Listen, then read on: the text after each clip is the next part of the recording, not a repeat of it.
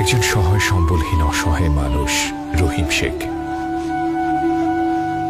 জীবনের সাহায্যে এসেও জীবন সংগ্রামে ঘুরে ফিরতে হতো গৃহহীন এই মানুষটিকে। কত লক্ষ জনম ঘুরে ঘুরে পথে প্রান্তরে রোদ বৃষ্টিতে ভিজে ফেরিওয়ালা হয়ে দুর্বিষহ জীবন কাটাত সে।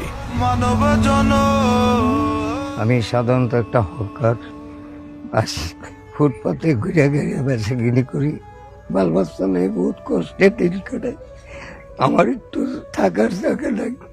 বঙ্গবন্ধুর কন্যা শেখ হাসিনা প্রধানমন্ত্রী হইয়া সে আমাকে একটি ঘর দান করছে। আল্লাহ আজ আমি বাল বাচ্চা লয়ে সুখে দিন কাটাচ্ছি। আমি আল্লাহর কাছে সবসময় কামনা করি শেখ হাসিনাকে আল্লাহ হায়াত দারাজ করুক। তোমার ঈদ মাঝারে রাখিব, ছেড়ে দেব না।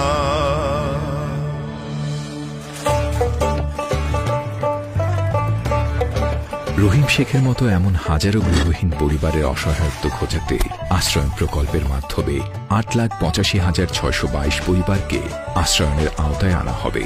প্রথম পর্যায়ে ৬৬,১৮৯ পরিবারকে ২% জমিসহ গৃহ প্রদান করা হয়। এখন আর তাদের ঝড়ে জলে কষ্ট করতে হয় না। হতাশা মুছে গিয়ে মুখে ফুটেছে আনন্দের হাসি। মাননীয় প্রধানমন্ত্রী শেখ হাসিনার এই মহতী উদ্যোগ পৃথিবীর ইতিহাসে বিরল।